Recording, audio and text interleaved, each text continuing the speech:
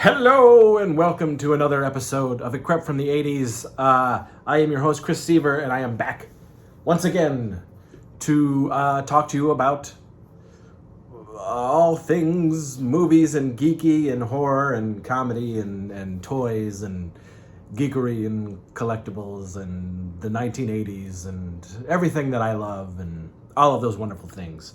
And if you saw my last episode, I showed off some of the 80s themed or 80s books that I had, either from growing up or procured recently or got as gifts throughout the years and whatnot, and this and that. And then I said I'd be doing a geeky movie themed books episode. And not necessarily like, novels based on properties and whatnot. I do have those as well, but this is more like making of books, behind the scenes books, books relating to television or movies, fandom, things of that nature, art books, what have you. Speaking of that.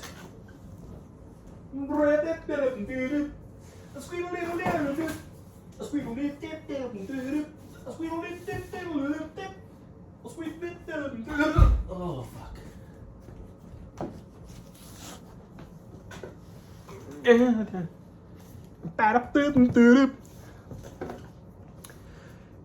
I'm going to show off some of the things that I enjoy. And again, a lot of them are BTS stuff, behind the scenes type of reading material. I am a lover of the making of pop culture, whether it be TV, movies, cartoons, whatever.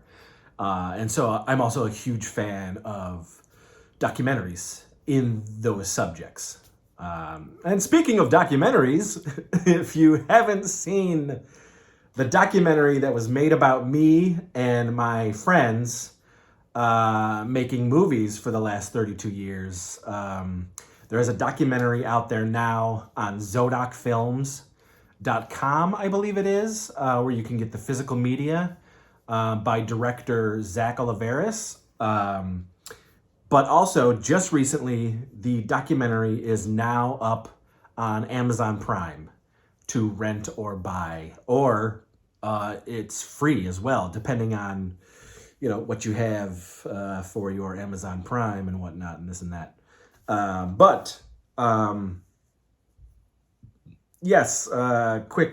Quick note, a filmmaker from Seattle was a fan of my stuff 3 years ago, got in touch with me, asked if I wanted to do a documentary, if he could do a documentary about me and my filmmaking and the people who make the films with me, my buddies, my friends. And I said no. Months later, after becoming friends with him and getting to know him, and him asking again, I finally relented and said yes. And I'm glad I did, because he made a really great documentary that not only chronicles my life from being born in 1977 up until 2021 when he finished the doc, but it also is a time capsule of all my best friends coming together to make these movies with me. And I'm glad he did. It's called Zero Budget Heroes, The Legend of Chris Seaver and Low Budget Pictures. And it is out on physical media now through Zodoc Films, and also hitting Amazon Prime. It's up there now, I believe. And I'm not sure the rest of the release strategy. It's all him. It's all Zach Oliveris, a very talented human being. But anyway, so documentaries. Yes, I love filmmaking documentaries. The behind the scenes minutia of TV, cartoons, and movies and whatnot. So I'm going to show you some of those books. Some of these are science fiction and fantasy and comedy related. And then we'll go down into the theater room for a lot of the horror-based books that I have. So starting off, we got The Ultimate Guide to Vintage Star Wars Toys and Collecting and whatnot. This, again, is Mark Bellomo. He did that Toys of the 80s that I showed you in a previous episode, the last episode I just put up. But this is an invaluable piece of magic for me. When I started recollecting my Star Wars toys, I used this book. I've had this book for many years now, but you know, and I am a person who doesn't. I don't collect full lines of toys. I go after the stuff that I specifically had growing up in the 80s. And that's how I'm sort of, you know, finishing off my collections and whatnot. I do start new collections, but specifically for my Star Wars stuff, this was great with tracking down some stuff that I, you know, forgot I had, and in this instance, you know, and I guess in some of the other, like He-Man and Mask and things like that, there were items that I didn't have, but man, did I really want. And with the Star Wars, you know, I always wanted the Imperial shuttle from Return of the Jedi, the Emperor's Imperial shuttle, and I never got it. And so that's like a holy grail for me in the Star Wars collecting for my collection. I just can never pull the trigger on those prices that they, you know, the nostalgia taxers out there, you know. Too much for my blood. Who knows? One day I might get it. I'm not going to lose sleep over it, but great book if you're into collecting. These books, you know, I got the making of Empire Strikes Back. This thing's thoik.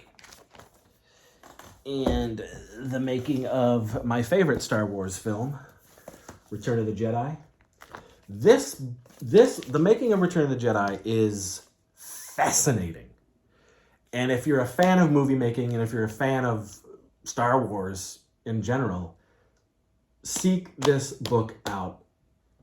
Some of the revelations, some of the stuff that is in here, some of the meetings that Lucas and Lawrence Kasdan had in putting together this story is mind-blowing to me. And some of the stuff I wish would have ended up in the final film, because whew, there's some stuff that's badass. But this is a great behind-the-scenes book. And in that vein, I have the art of The Force Awakens, which is a movie that I love. It is the only movie out of the sequel trilogy that I absolutely 100% love. And this also has some great behind-the-scenes stories, in addition to a lot of the behind-the-scenes pictures and concept art. And I wish they would have went with this. Look at this. Look at how cool Han looks in that duster. Damn. Anyway, great book. This is fun. So this, guys, I've had this since 1995. This is the script to From Dusk Till Dawn, originally written and story by Robert Kurtzman of KNB Effects, which, you know, I mean, if you're a horror fan, KNB is a huge company. Kurtzman does not, he's not a part of the group anymore. He's back on his own. But he was a huge part of 80s and 90s, you know, practical effects, and KNB group are amazing. Greg Nicotero, Howard Berger, and Robert Kurtzman. Anyway, it was his story, and he hired Quentin Tarantino to write the script for From Dusk Till Dawn, which later got turned into a movie directed by Robert Rodriguez. So this is the script, and this was what I used to make my parody film, From Almost Night Till Almost Day, which you can get on Blu-ray from me in the, it's right over here, the Seavage's Fan Film Frights, right here on Blu-ray. So this has some of my fan films, Friday the 13th, Halloween Night, and my From Dusk Till Dawn parody, From Almost Night Till Almost Day, from 1996. So I used this script and the trailers and everything that I could read from Fangoria to make our version of From Dusk Till Dawn back in the day for LBP before we saw the movie. And we saw the movie, I think, probably a week or two after we shot our version of it. But yeah, it's a great read. Super fun and nostalgic for me. I love this movie. I am waiting for the 4K, please. Crom weeps. Ugh. Anyway, here is, and this one is up until, I believe this was up until, I think the movie, right before they were shooting the movie. But this is the Mystery Science Theater 3000 book. I have met Joel and many of the members of MST3K and Riff Tracks now several times, but this was the first Joel Hodgson, when I first met him, and he signed this book for me. But it's a great book, very funny, very awesome insights into the making of Mystery Science Theater and what they thought of each film at the time when they were writing and putting the films together and all of that stuff. And, huge fan. Another big fan, this was the totally unauthorized tribute. This was the Seinfeld book. Again, making of. I've had this for years, since the show.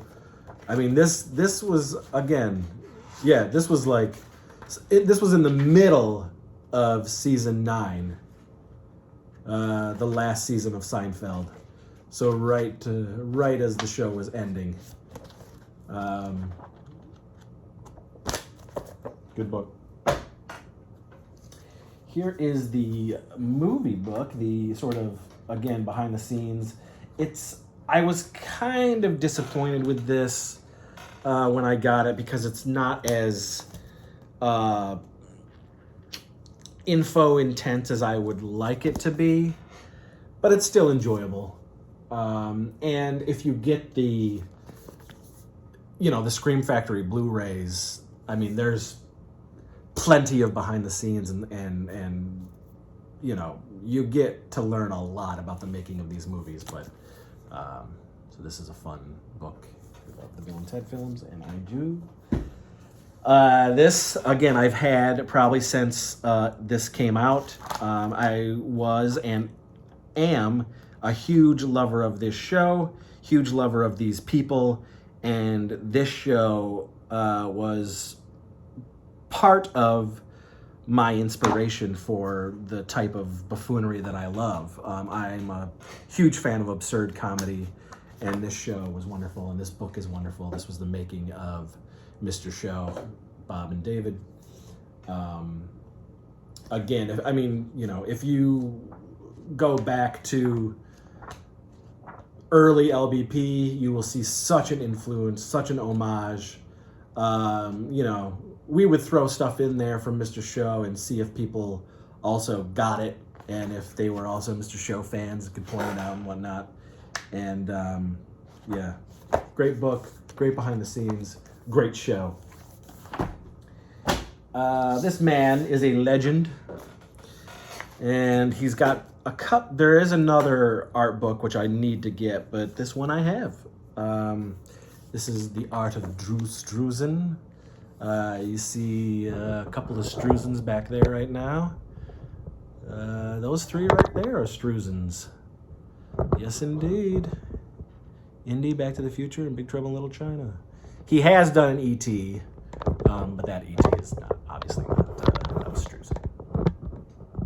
But this is a great book showing off a lot of his wonderful, beautiful poster work, and from sort of inception on some of them and how they changed and evolved. Yeah, it's just wonderful stuff. He is truly, part of my childhood.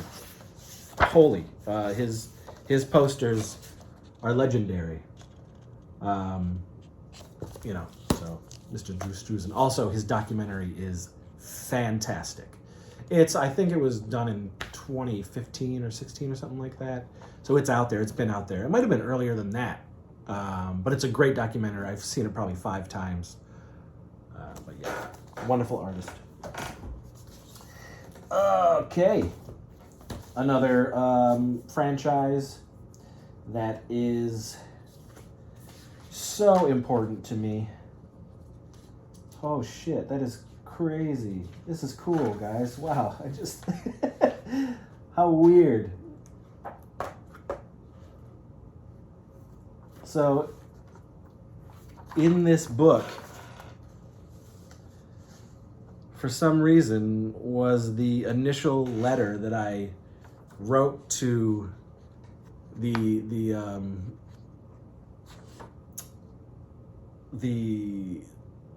movie theater that I worked for, to get the permission to shoot my Film Crew in 2006. And this is the letter to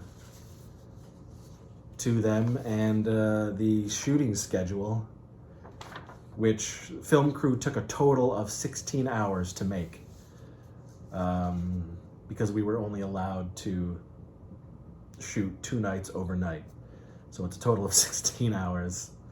And Film Crew has been out there. I mean, we shot it in 2006, but it's been out there on DVD. It's on Blu-ray in a special pack from MakeFlix, and it is on a bunch of streaming services right now. But yeah, that's cool. Weird that it was in this book, The Ultimate Visual History. Ghostbusters, this franchise, this property, IP, means so much to me. If you've seen my videos, you know Ghostbusters is a huge film for me. In my childhood, and what it meant to my childhood, what the franchise means to me. But this is a great, again, and I've got another Ghostbusters book about the making of it, and all the special features that have been on countless releases throughout the years. We know a lot about the making of Ghostbusters, and this is no exception. Great stuff. Great book. Really great book. And this goes into Ghostbusters 2 as well. And a little bit of the real Ghostbusters. And once again, keeping in that theme, Ghostbusters Afterlife, the art and making of Ghostbusters Afterlife. The true Ghostbusters 3. Great film. Love this film. Very nostalgic. Filled me with a lot of emotions. Great characters.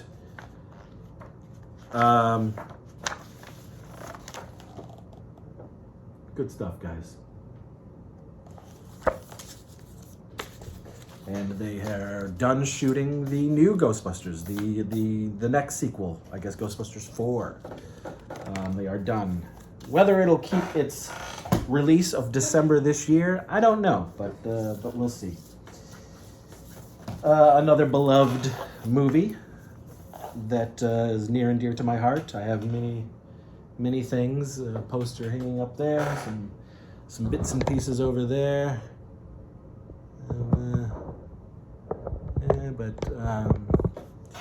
Here is The Ultimate Visual History of the Dark Crystal. Amazing film. Jim Henson, amazing genius. I love all things Jim Henson. The Muppets, Sesame Street, all of it. Labyrinth, Fraggle Rock. Everything this guy did was pure magic to me. And the equally as amazing The Dark Crystal Age of Resistance making of and visual guide. Oh, this was fantastic. This prequel series for the film is on Netflix. It is wonderful. And the magic and art and everything that went into it and the love they poured into it is fantastic. If you're a fan of The Dark Crystal, you got to do yourself a favor and check out Age of Resistance on Netflix. So good. and the making of both. So the making of, it started showing up on VHS, and then it later went on to DVD and Blu-ray and all that stuff. The making of The Dark Crystal is something that I've watched countless times, and I've watched the making of Age of Resistance on Netflix at least 4 times now because I love it. I'm fascinated by it. Speaking of stuff that I've watched over and over and over again, and the knowing pretty much the ins and outs of this franchise, I had to have this book. I love this film series. I love the originals, and I love the newer trilogy. But Planet of the Apes, Escape from Planet of the Apes, and Conquest of the Planet of the Apes are my favorite Apes films. They are genius. They are wonderful. I just think they're mind-blowingly good.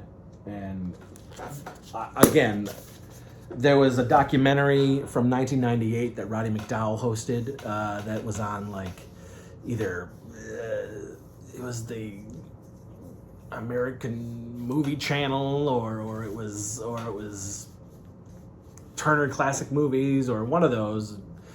But I remember when it was on, and I taped it as it was on, and I just found the making of it fascinating. I loved Roddy McDowall. He died soon after, and it was a huge blow to me because Roddy McDowall as Cornelius and Peter Vincent in my favorite horror film of all time, Fright Night. Anyway, fucking Planet of the Apes, man. The making of is all fascinating. Everything about it is just magic to me. This is my favorite Christmas film, and this is sort of the behind the scenes of this film, A Christmas Story. I got this last year, and I haven't really gotten thick into it yet. I'm sort of saving it for a nice wintry, blustery day where I can just sit by the fire and read up.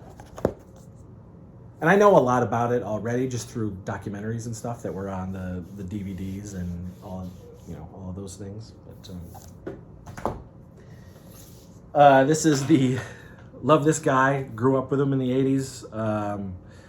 From the 80s until, probably 99, I was a fan of his stuff. Not so much anymore. I mean, I still love him, but the parodies and whatnot after that, probably because I just didn't care for the music. Same with the 90s stuff. I didn't really like the music, but I liked his parodies. But this is the Weird Al book. It's a great read, really fun. And a lot of what's in here is in the Weird Al story, but the Weird Al story, the movie, is ridiculous and absurd and over the top and, played for laughs, and a lot of it's fake as well, but which is a great movie. It's on Roku. You got to check it out. Great book. Love Weird Al. Again, I just got this. This was a gift. I think I got this for Christmas too, this past Christmas. But this is one of my favorite films of all time. E.T. And I really need to go through this. Again, I soak up the documentaries of this film. I've had probably every version of this film on every physical media up until 4K. And I love it. Love this movie. I was never afraid of E.T. I saw it in the theaters with the family. Loved this film. Cried with the family. I remember distinctly looking down the row of all of us and everybody just bawling at the end of this movie. But yeah, I love it. Obviously, it's up there. E.T. E.T.'s everywhere. E.T. Look at you got an E.T. right here too. Oh. Right here. And there. E.T. I got E.T. upstairs. I got another E.T. over here. My God, I love E.T. And then the last book up here in this area is The Definitive History of RoboCop. Paul Verhoeven's masterpiece, 1987 masterpiece. I love this film. This RoboCop is a movie that I can watch every month. The new Arrow version is spectacular, and again, this is just the making of, and that's another, all the documentaries I've soaked up about the making of this movie. I know a lot about the making of RoboCop, but it's all still so fascinating. Yeah, and I really like RoboCop 2. I don't like RoboCop 3, but I do really like RoboCop 2. Again, I saw RoboCop 2 in the theater. Not as good as the original, not as intense and insane as the original, but still fun. And that's that. But now, let us go down into the theater room and look through some of the horror books I have. Woo, let's go. And we're back, and we're down here in the theater room, movie room, horror room, whatever. And we will go through some of these books that I have here in my collection. Some from many, many, many moons ago, and some very recently. All right. We got the Elvira book. I'm about halfway through this one. Confessions of a Puppet Master. I still got to get through this, but I would assume a lot of the stories are going to be the same, because I also have these two books, which I have read both, one of them twice. This stuff is basically, this is Charles Band, man. This is Empire, this is Full Moon, this is all of it. It's all right here. I've read this book twice. But I had to have this. It's supposedly in his own words, so we'll see. We'll see what happens. But great books, especially low-budget, independent stuff. If you love that stuff like I do, if you love those films like I do.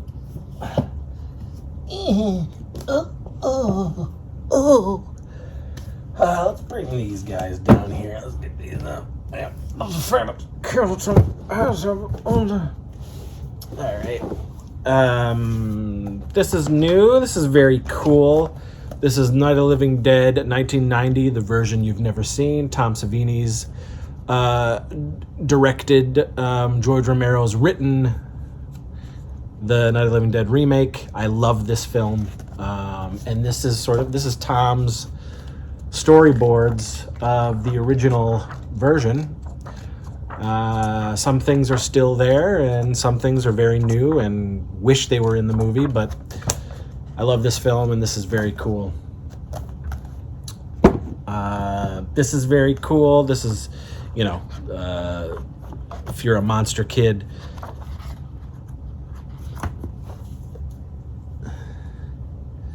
this is a pretty good book. Fun and nostalgic for a time that I was born in 1977,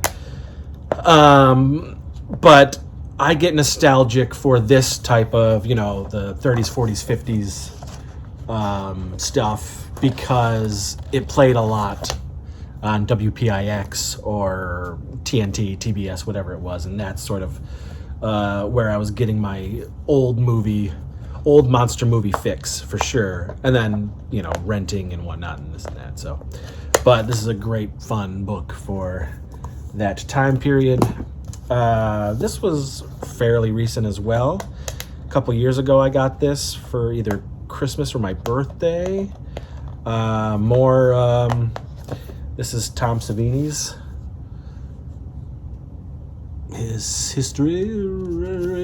Again, I know a lot about Savini, but this book shed some light on some things that I did not know. But throughout the years, growing up, I am a huge Savini fan. I love his work. His effects work, his movies meant so much to me. I've met the man several times, had some very interesting experiences with him as well. But I think he's a genius, and there's something about Savini that I still get sort of giddy about. He's a part of my growing up. And I've had these books as well for some time, and they're falling apart, as you can see. But this is Grand Illusions, Book 1. I've had this forever. I've used so many different effects from this throughout the years. Book 2, Grand Illusions, Book 2. Again, these are the original prints that I've had forever. Magic stuff, great stuff.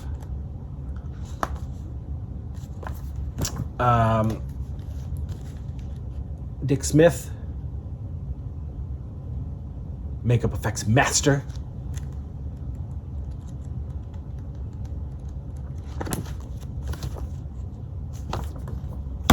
This is a wonderful book.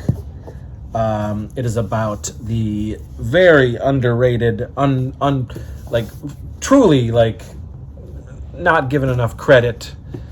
This is the lady from the Black Lagoon, Millicent Patrick, who really, she fucking Creature from the Black Lagoon. I mean, it's her creation, her artistry, it's a great book, and it's my favorite Universal Monster horror movie, and I'm glad that this book was written, and she's given the props that she deserves.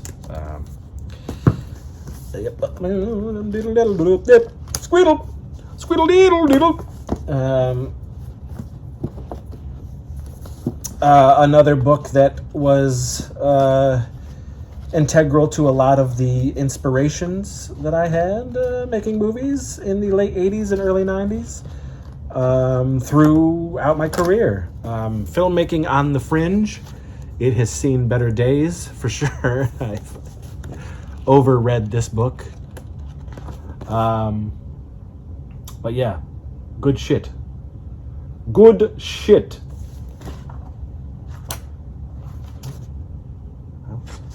Oh yeah. Oh, look at that. Oh, got some Andy Sedaris. Malibu Express. Oh, Malibu Express. Oh, this is new. I just got this for Christmas, I believe. This is Tom Holland's new Fright Night Origins book. I have yet to dig into it. And me being the huge Fright Night fan that I am, I haven't dug into it. What is my problem? Seepage! But it's waiting for me, and it's a surprise. I'll be, glad to get thick with. This, I used to have, actually, all of the series of these books in the early 90s. The Friday the 13th series, these young adult books. And this is my original. And I had Mother's Day, and I had two others, I believe. It might have been one other, but I had two others. I had them all. Oh yeah, Jason's Curse. I had them all. I can't remember where the others went to. But actually, on the Mother's Day one, I did a fan film. We didn't finish it, but there's a lot of footage of that Mother's Day one that we shot on some of the Blu-rays that I sell of my early stuff. But this is fun. Now this is very cool, okay? I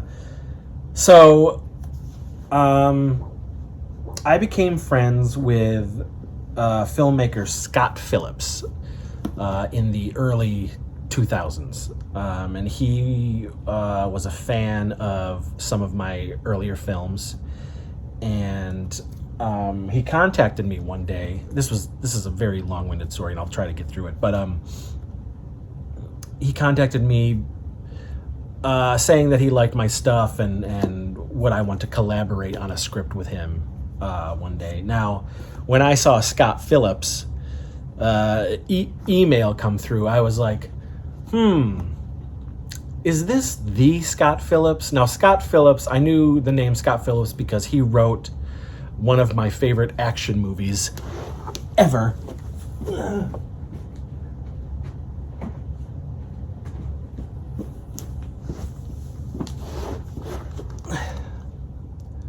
Drive. From 1998. And it's also directed by Steve Wang, who did the Guyver films, but is also a huge special effects artist in the effects world and has worked on and created some of the greatest monsters us 80s kids grew up with. And so I became friends with Scott, and also Steve Wang. Steve Wang gave me the name Destruction Kings for my film Destruction Kings, which is the name of Drive in a foreign country. I forgot which one, but he was like, yeah, have it. But anyway, so Scott told me that he had a gig coming up, and this was a while ago now, that he was tapped to write one of the Friday the 13th novels, one of the offshoots. And I was like, oh my God, that's amazing. And here it is right here, Friday the 13th, Church of the Divine Psychopath. Now, what's great about this is not only is it a sweet Friday the 13th novel, but me and other people from my films are in the book. He specifically put myself and Meredith Host and a couple other of my characters from my films in the book. But I'm in the film. I'm a soldier. I get to have sex. I get killed by Jason. Meredith is one of the heroes. And he also, when I talk in the book, he uses a lot of my slang, a lot of my dialogue from my films. But it's really cool. So in a small way, I'm an official part of the Friday the 13th franchise, which is pretty sweet. Yeah. And this book, I will never give this up. I'll never sell it. This is history right here, being a huge Friday the 13th fan. Speaking of Friday the 13th, again, this is a franchise that I have loved for so long and I know so much about, but I would still sort of suck up anything I could for this franchise, be it any of the behind the scenes stuff, the documentaries, everything from VHS, DVD, Blu-ray to, and these books. Making Friday the 13th, The Legend of Camp Blood. This is an amazing book I've probably read, 5 times. The same with this. Crystal Lake Memories. Fantastic book. I've read this so many times. This really is, everything you want to know about the Friday the 13th films is in this book. And then subsequently in the documentary, and in the special features of everything that's available. Great history behind one of the greatest horror franchises of all time. Faux show. And then we got, I love this man. I love his mind. I love his films, his vision of fantasy and horror and magic. And this is Guillermo del Toro's Cabinet of Curiosities. This book is fascinating. He is a madman. He is a magic man. This is him talking about the history of his films, his art, his passion for movie making, his passion for monsters and special effects, and it's all from his diaries and his creations, and He's got a lot of stuff from his home and his collection, his house museum is amazing. Yeah, this guy is a friggin' genius. I love Del Toro so much. Yeah, great book, great films. Oh, yeah, let me just put this back here. Oh, this is a great book too. This is awesome.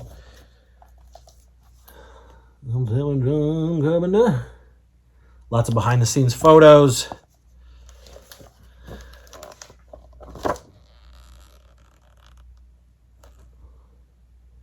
Kim Gottlieb, photographer extraordinaire.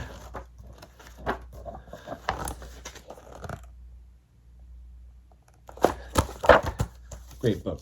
John Carpenter, my favorite genre director. This is great too. Very comprehensive. 100 Years of Cinematic Nightmares. Oh, this has so much good shit in it. From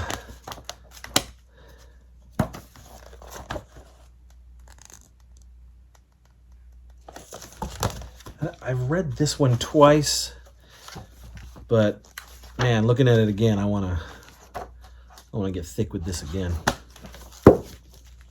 Great book. Oh.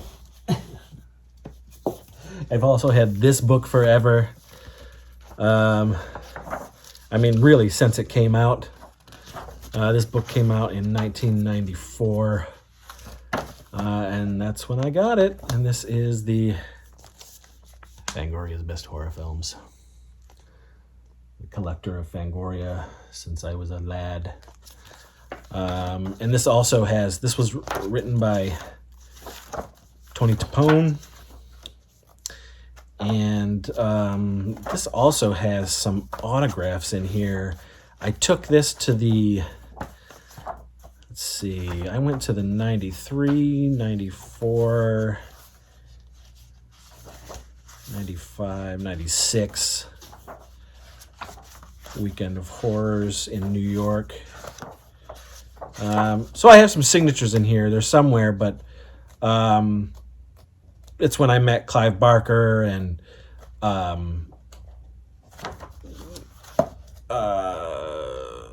Stuart Gordon and Toby Hooper for the first time.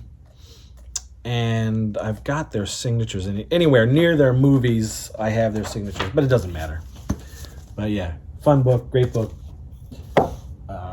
This, another fantastic book. This is, again, if you were growing up in the 80s, you were obsessed like I was with Michael Jackson and horror, and you definitely had that VHS tape, The Making of Thriller. I did. And this is the book.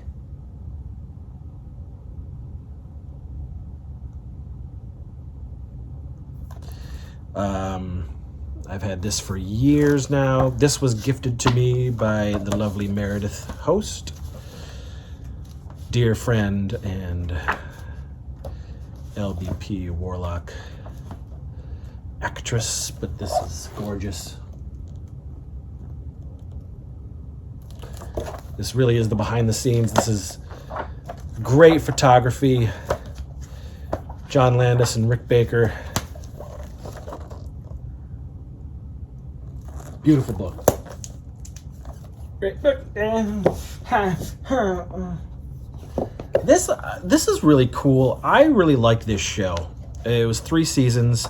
I didn't like the different genre take on it after this initial run, but this is the Penny Dreadful show, and this is the making of the book, making of the show, and I love the show. I have all 3 seasons over there. I think it's great if you want a really cool Victorian gothic fantastical take on, you know, the monsters, Frankenstein, Wolfman, Dorian Gray, Van Helsing, all of that stuff. This is a really awesome show, and it's a great behind the scenes book. Another behind the scenes book about, once again, a Del Toro joint. I love this film, absolutely love it. I think it's Del Toro's Hammer film. Crimson Peak, this is the making of the book, the art of the book, the art of the film. Love this film. I can watch it any freaking day of the week. Of course, as you've seen in my collection, this film I adore. This is a modern classic.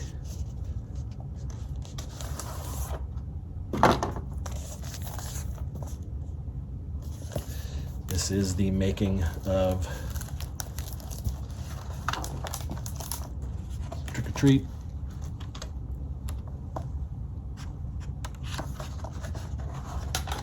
Whoa, a lot of fun stuff in here.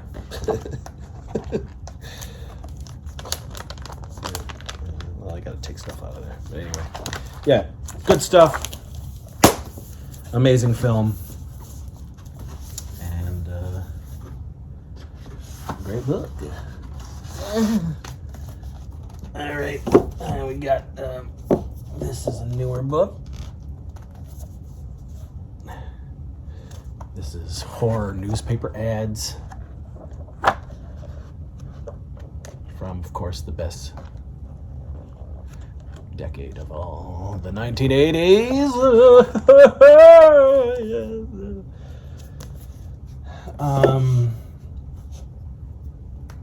This is a cool book.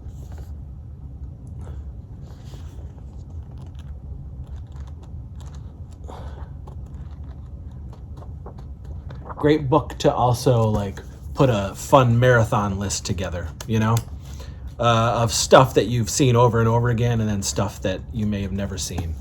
It's a good handy book for that. Another Tony Timpone book. Had this since it came out. Movies and Monsters and the effects people who made all the good stuff. Great book.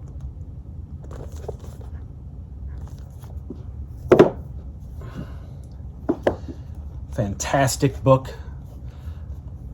The History of Return of the Living Dead. Same with More Brains, the documentary.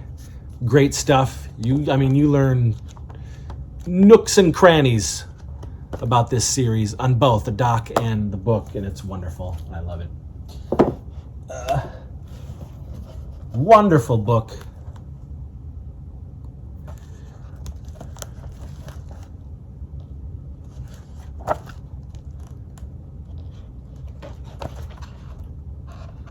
Hell yeah.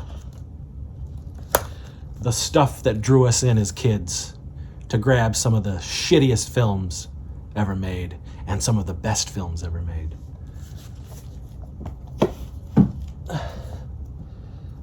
This is wonderful. J.R. Bookwalter. If you don't know who J.R. is and you're a horror fan, you gotta get on this. If you're a fan of SOV, if you're a fan of do-it-yourself films, 16 millimeter, shot on video, all of that stuff. One of my inspirations growing up. This book is wonderful. The ins and outs of doing this stuff. And in 2000, I was lucky enough to be hired by this man, J.R. Bookwalter, and to this day, I'm still working for him. And it's awesome and a pleasure. And I'm about to shoot my newest film for JR, who I made 13 other films for throughout 23 years of friendship. But this is a wonderful, wonderful book. I really, truly love it. Amazing read. And JR is basically my Sam Raimi to him. Sam Raimi is the first guy who produced his first film, The Dead Next Door. And Sam Raimi produced it. And so many of the Raimi team, Bruce Campbell, Scott Spiegel, all of those guys, they're a part of JR's history. And great, great fucking read. Of course, I've had this book forever. Bruce Campbell, but Chin could talk. And then I got another great, great. Just watched his documentary on Screenbox. The man is fascinating. I've had the pleasure of meeting him a couple times. Robert Englund is king. Robert Englund is king. Of course, this book. I am also in this book. He has a section in the book about me and my films. This was many moons ago. Many moons ago when we actually had a relationship as mentor and mentee. And then that was squashed by him in 2009. But anyway, we had a good 10-year run there. But still have that book. This book makes me weep because it's very heartfelt, very emotional, and I love this actress. But it's a great book. Adrienne Barbeau. Wonderful book. Lots of intense, crazy, insane, personal and movie stories in here.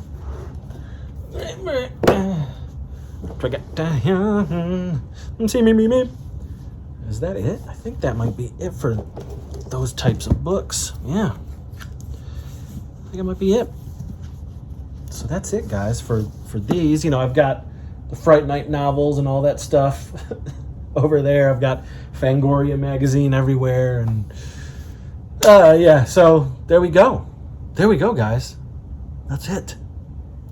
So thank you for watching. And I hope you enjoyed this this mix of movie paraphernalia that I have, movie literature, movie making literature, and seek the stuff out if you haven't, you know, in either book form or documentary form, you know, video, whatever. It's great. The process is amazing. I love filmmaking. I love it. Anyway, guys, thanks for watching. If you liked this stuff, please like and subscribe, spread the word, hit the notification bell so you know when I put up new stuff.